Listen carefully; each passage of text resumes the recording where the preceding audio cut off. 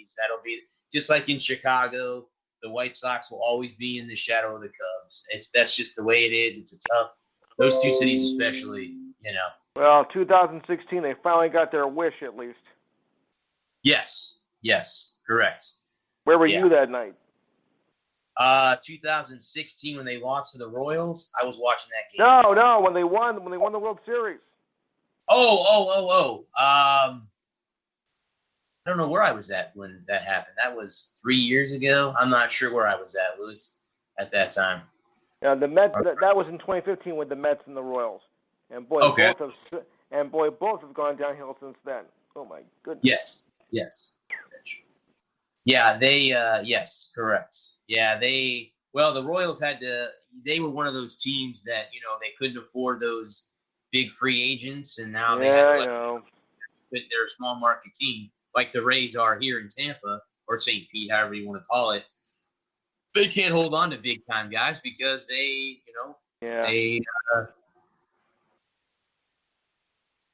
so are they still thinking of having half their games in Montreal?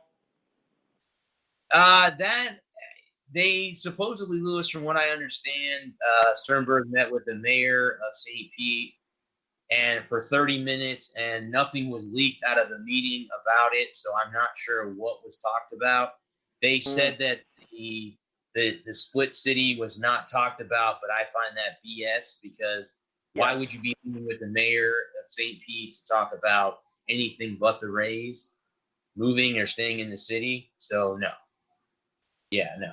I mean, I know you're not a big draw, for Tampa, but I don't think Montreal is going to be much of a big draw either. Oh, maybe they'll sell out a few games at first, but when the novelty wears off, they're not going to care.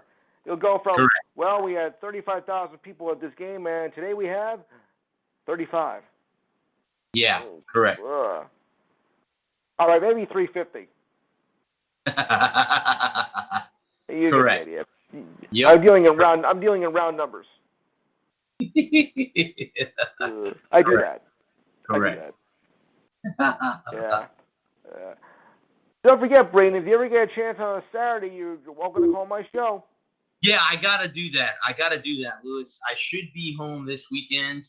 I should be home between 7 and 8 o'clock. So I'll give your show a call. You have the number?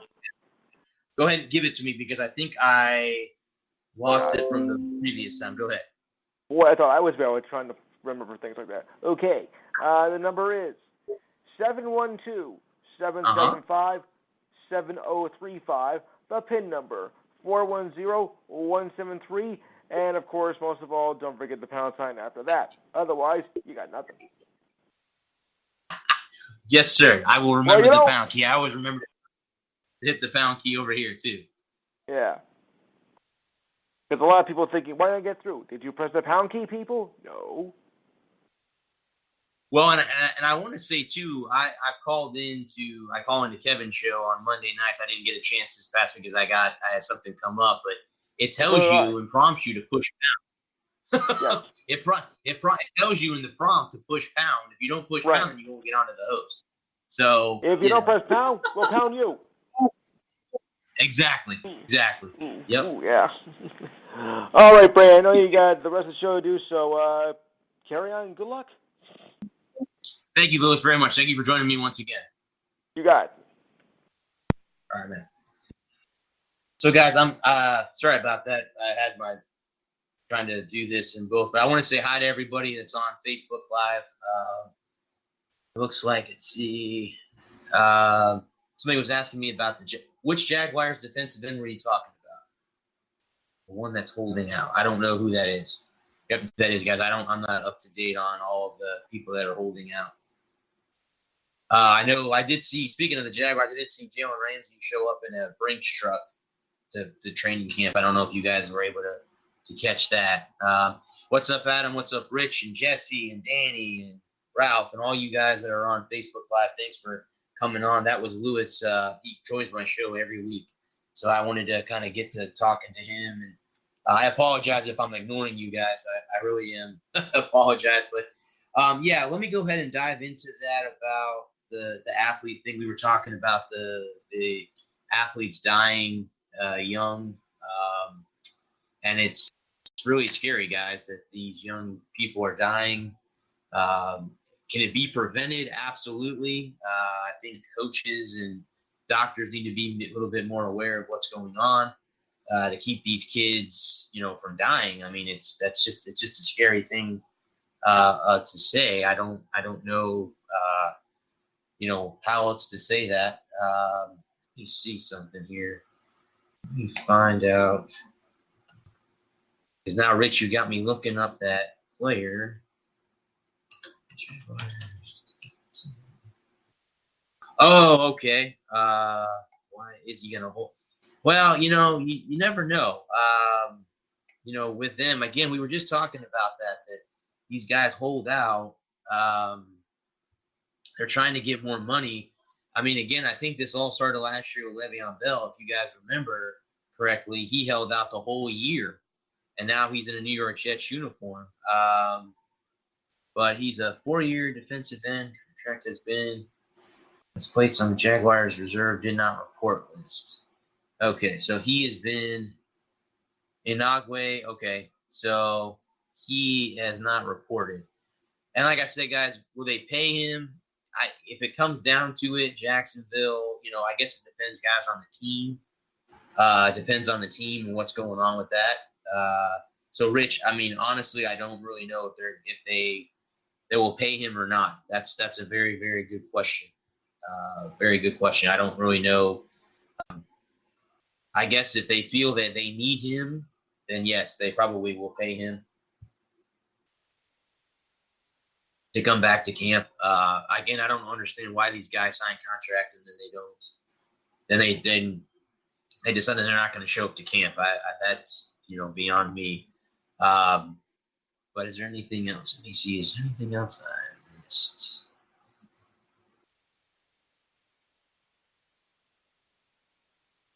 The Expos, yeah, they did not draw. You're correct, Adam. They did not draw anything. Yeah, that's going to be interesting. Thanks, Don. I appreciate that. Let's see here. Sorry, we're talking about the Heat in Florida and in New Jersey. It's that time of the year, guys, to through that. Let me go ahead, guys, since that was my first topic was the death thing, and I kind of talked about that with Lewis. So let me jump in, guys, because I know a lot of you guys out there, a lot of sports people don't like to talk about golf.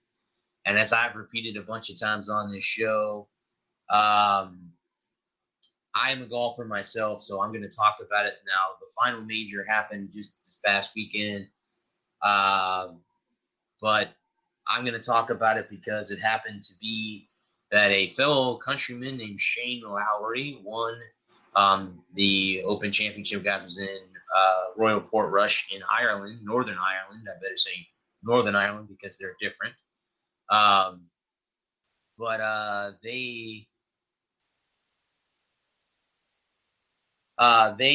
Yeah.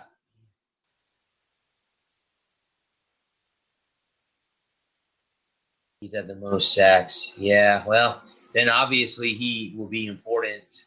Then the Jaguars will probably have to bring him back, then, Rich, if that's the case. He won his first major. And again, it was nice because, again, you had the big guns there. You had, Brooks Koepka and Jordan Spieth and all of them still, right in the thick of it. Now, guys, Tiger did not make the cut. Phil Mickelson did not make the cut. Rory McIlroy did not make the cut.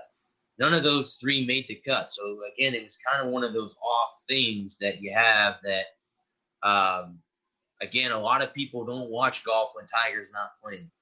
Now that he came back, and, again, probably I was going to talk about which major was the most important win this year. It's got to be Tigers at the Masters.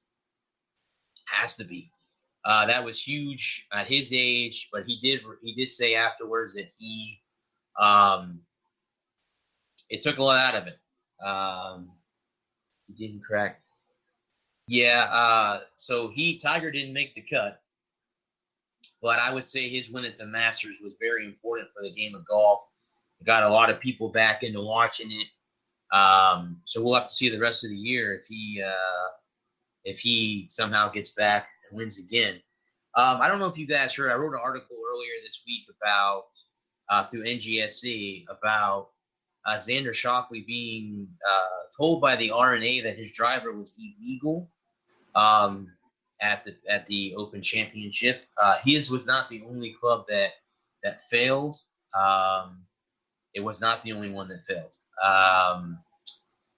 So the reason that he brought it up was the fact that he felt that the RNA should have kept it more private and not kind of gave out who was on that list. The question that I have, again, if you're any golf fans out there, would be, should the USGA do the same thing? Should they keep illegal? Because, guys, I think if everyone plays the way that they should, then it should be that way. It should be fair to everybody to play. So why is it that if you can't, no one should be playing with illegal clubs? Let's just say that, and stuff like that. So I think the USGA should, bring in something to like the RNA does to make sure that these pros are not trying to gain a creative edge or a competitive edge. Because us amateur players, the equipment that we're playing, they were playing 5 years ago. So their equipment is 5 years ahead of us. So, again, it will have to be, I would have to say I think I agree with the USGA kind of bringing on a rule. Congratulations again to Shane Lowry, to Tiger Woods, Brooks Koepka this year on there, and Gary Woodland winning the U.S. Open as well. Congratulations to those 4 guys winning the majors, as golf's majors are now over. Now we have just the remaining part of the season. Your driver is illegal. You can't use it. Yeah, Adam, actually what happens is they make you get a form driver. So, yeah, you can't do that. You can't have that. All right.